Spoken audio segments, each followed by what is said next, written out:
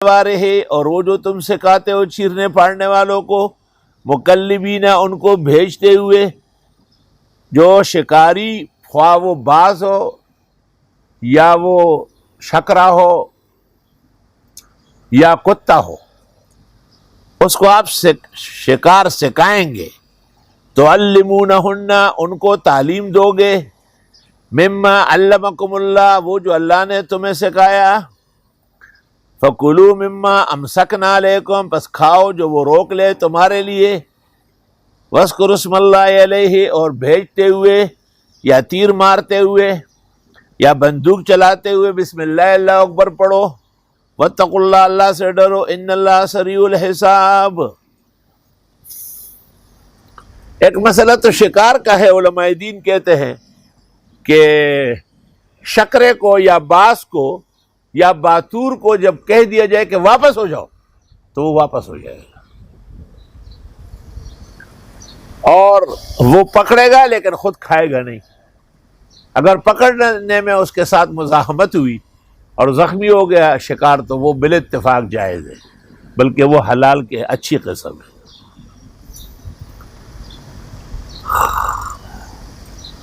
ظاہر بات ہے تعلیم کی برکت سے اللہ نے اس کو یہ صلاحیت دی کہ شکار کرتا ہے اور وہ شکار پھر وہ مالک کے لیے رکھتا ہے۔ تو میں بعض مولویوں کو کہتا ہوں کہ تم مدرسے کے لیے چندہ کرتے ہو پھر خود کھاتے ہو، تو تم اس کتے کے برابر بھی نہیں ہو۔ تمہیں اس شکاری کتے سے شرم و حیا کرنا چاہیے۔ کتنی خطرناک بات ہے۔ یہ نہیں کہ سب ایسے ہے، سب ایسے ہوتا تو نہ دنیا میں مسجد ہوتی نہ مدرسہ، نہ علم ہوتا نہ عالم، نہ اللہ پاک نے پاک نفوس بہت پیدا کیے، لیکن بہرحال بے احتیاطیاں بھی ہے۔ یہاں ایک مسئلہ اور ہمارے علماء دین بیان کرتے ہیں، اور وہ مسئلہ ہے، اس کو ذرا غور سے سن لے ہمارے حضرات جو موجودین ہے یا نیٹ کے ذریعے کائنات کے چپے چپے میں سن رہے ہیں۔ وہ مسئلہ یہ ہے کہ کیا بندوق سے یا پستول سے یا کلاشنکوف سے یا کالاکوف سے جو جانور مارا جائے بسم اللہ اللہ اکبر پڑھ کر تو یہ شکار صحیح ہے یا نہیں؟ عام طور پر بزرگان دین کی اس جگہ جو تفصیلات ہے، معارف القرآن میں مولانا مفتی عمر شفیع صاحب، معارف القرآن میں مولانا ادریس صاحب اور دیگر اکابر اور ہمارے بزرگوں کی وہ تقریباً عدم جواز معلوم ہو رہا ہے، اور وہ یہ کہتے ہیں کہ نہیں اس جانور کا ملنا اور پھر ہمارا ذبح کرنا ضروری ہے۔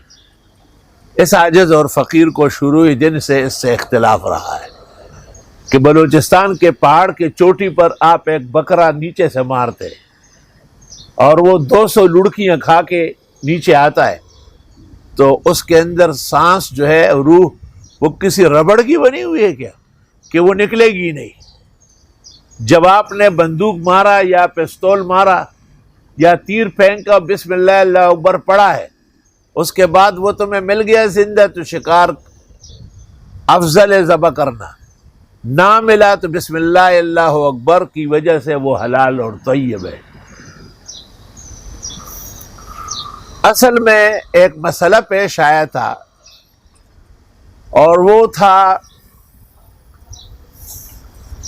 مصر جامعہ ازہر میں ایک عالم گزرے ہیں شیخ رشید علی رضا، ان کے استاد تھے مفتی محمد عبدہو، اور ان کے استاد تھے جمال الدین افغانی۔ یہ جمال الدین افغانی اپنے صلاحیت اور علوم میں تو محیر العقول تھا،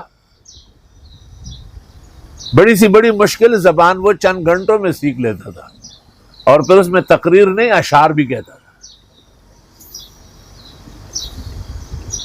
کئی ملکوں کا اس نے دورہ کیا، کلکتے سے دارالعلوم دیوبند تار دیا کہ میں انسانیت کے مسئلے پر آنا چاہتا ہوں۔ وہاں کے مفتی حبیب الرحمن اور مولانا حافظ محمد احمد نے فوراً منع کر دیا کہ آنے کی ضرورت ہے، حالانکہ اس وقت ان کا ایک ورق بھی شائع نہیں ہوا تھا۔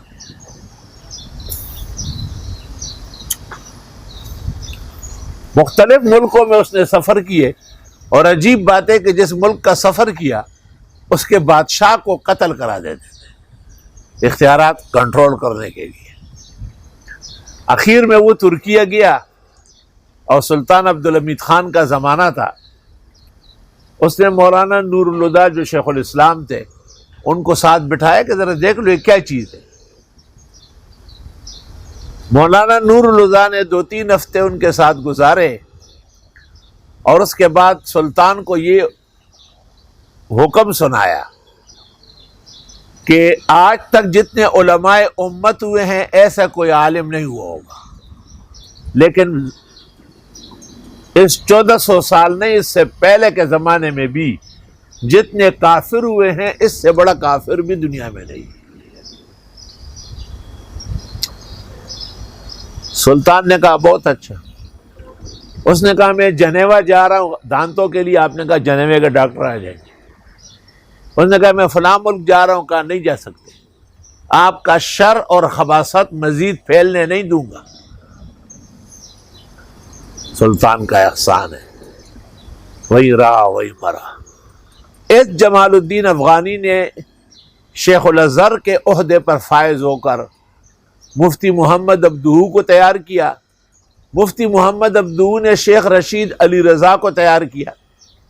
شیخ رشید علی رضا کا وہی دماغ ہے، وہی پیغام ہے جو مفتی محمد عبدہو کا ہے یا جمال الدین افغانی کا ہے، لیکن خوش قسمتی یہ تھی کہ اس نے ہندوستان کا سفر کیا، اور ہندوستان کے سفر میں اس نے بڑے بڑے علماء سے ملاقات کی، اور اخیر میں وہ مجبور کیے گئے کہ کسی طرح امام الاثر محدث کبیر فقیہ علی الاطلاق آیت من آیات اللہ الذی ينظر نظیرہ فی ساعۃ الاطلاع فی الاحادیث والاسانید والآثار، مولانا انور شاہ صاحب کے درس میں بیٹھ گئے۔ ظاہر عرب و عجم کا بہت بڑا علامہ تھا، کئی کتابوں کا مصنف تھا، تفسیر المنار کا مصنف تھا۔ درس میں بیٹھنے کے بعد ان کی مناسبت سے حضرت اقدس شاہ صاحب نے عربی میں درس دیا، ان کو کچھ سوال جواب کا بھی موقع آیا، حضرت نے بڑے بسط اور شرح صدر سے جوابات دیے،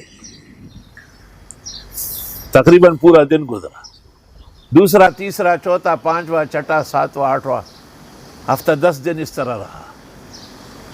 صرف شاہ صاحب ہی پڑھاتے رہے اور اس کی باتیں سن کے جوابات دیتے رہے۔ اس کے بعد اس نے کہا کہ اب مجھے اظہار رائے کروں گا، تو دارالعلوم دیوبند کی طرف سے ان کے رخصتی کا ٹی پارٹی تیار ہو گئی۔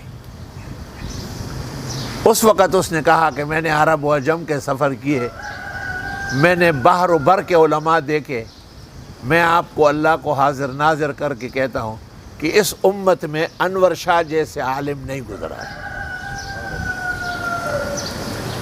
اگر میں مولانا انور شاہ سے ملے بغیر چلا جاتا تو میں نامراد واپس ہو جاتا، اور یہ موجود ہے سارا، المنار میں بھی شائع ہوا ہے، دارالعلوم دیوبند القاسم میں بھی، الفرقان میں بھی۔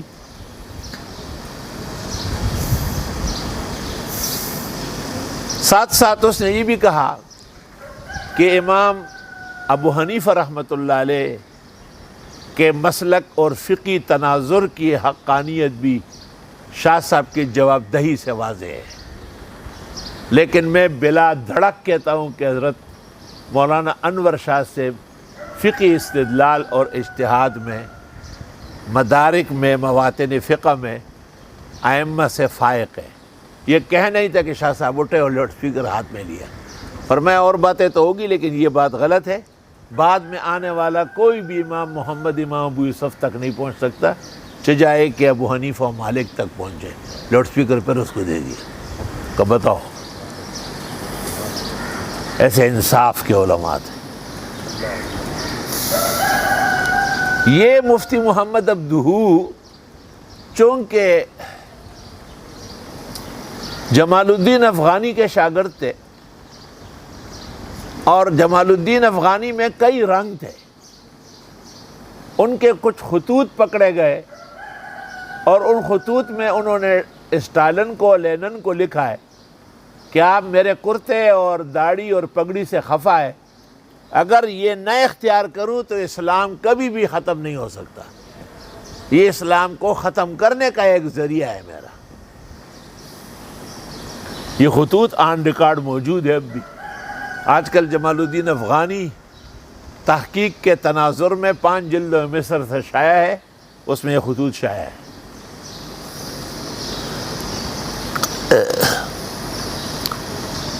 اس جمال الدین افغانی نے اور پھر اس کے شاگرد مفتی محمد عبدہو نے، کیونکہ رشید رضا علی مصری تو بچ گیا دارالعلوم دیوبند اور شاہ صاحب سے مل جل کے بعد، کچھ مسائل میں انہوں نے توسع کی ہے.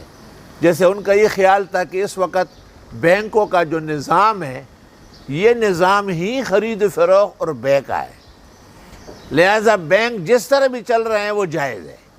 ہمارے زمانے کے جو کذابین نے اور مکارین نے نام نہاد اسلامی بینک بنایا، یہ اسی کا شاخسانہ ہے جس کو کل پاکستان کے علماء و فقہاء نے رد کر دیا.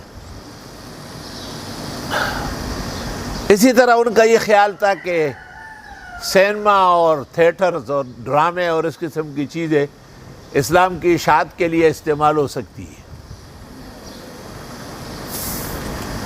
سینکڑوں ان کے غلط مسئلے تھے.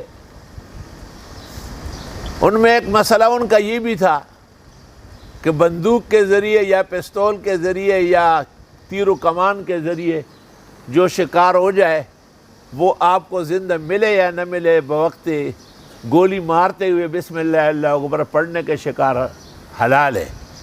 تو چونکہ مفتی محمد عبدہو بوجہ تلمذ ان جمال الدین افغانی بہت سارے خطرناک مسائل کا مرتکب تھا، جس کا رد زاہد الکوثری نے، شیخ الاسلام مصطفیٰ صبری نے اور شیخ زرقاء وغیرہ نے تفصیل کے ساتھ فرمائی ہے. ان غلط مسائل میں ایک مسئلہ یہ بھی تھا، لیکن افسوس کہ یہ مسئلہ ان کا صحیح تھا.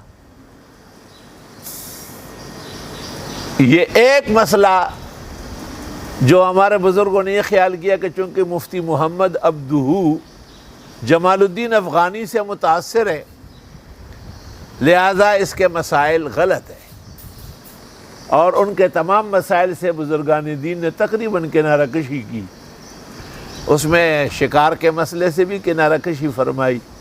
اس عاجز اور فقیر جس کو رائے دینے کا کوئی حق نہیں ہے، تمام زندگی اس پر ہر طرف سے غور کیا ہے اور اس نتیجے پر پہنچ چکا ہوں کہ شکار جس طرح تیر و کمان سے ہیں اس طرح بندوق، پستول، کلاشنکوف، کالاکوف، راکٹ لانچر سے بھی ہے. اور شکار کے لیے وہی آداب ہے جو قرآن نے ذکر کیے کہ شکار مارتے ہوئے بسم اللہ اللہ اکبر پڑھے. اگر وہ بکرا، مینڈا، وہ جانور زندہ ملا بلا شبہ اس کا ذبح ضروری ہے، لیکن اگر وہ زندہ نہیں ملا اور اس شخص کے بسم اللہ اللہ اکبر کے بعد وہ اس کے چھوڑے ہوئے گولی یا کارتوس سے مرا ہے، اس کے کھانے میں اس عاجز فقیر کے خیال میں کوئی شک نہیں، درست اور صحیح اور حلال ہے.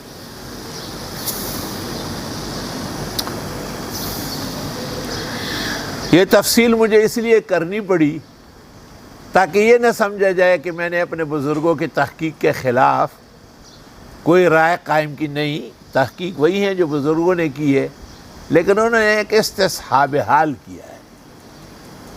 چونکہ یہ غلط ہے عبدہو کا، یہ غلط ہے جمال الدین کا، یہ غلط ہے رشید رضا کا، تو یہ بھی غلط ہے. اس طرح نہیں ہے. اس طرح سلف میں بھی ایسے مسائل پیش آئے ہیں. مثلا روافظ کے نزدیک نبی قبل النبوت اور بعد النبوت معصوم ہے، اور اہل سنت کیا کہتے ہیں کہ قبل النبوت صغائر سے معصوم نہیں ہے. یہ غلط مشہور ہو گیا. اہل سنت کا یہ مذہب بالکل نہیں ہے. اور وہ روافظ کا نہیں، روافظ کو تو نبی کو جانتے نہیں، وہ تو کہتے ہیں امام ہونا چاہیے. اسی طرح جس دھڑیلے سے کہا جاتا ہے کہ سحرن نبی، پیغمبر پر سحر ہوا ہے، یہ بات بھی کلام کامل نہیں ہے۔ قرآن کہتا ہے کیا آیت ہے؟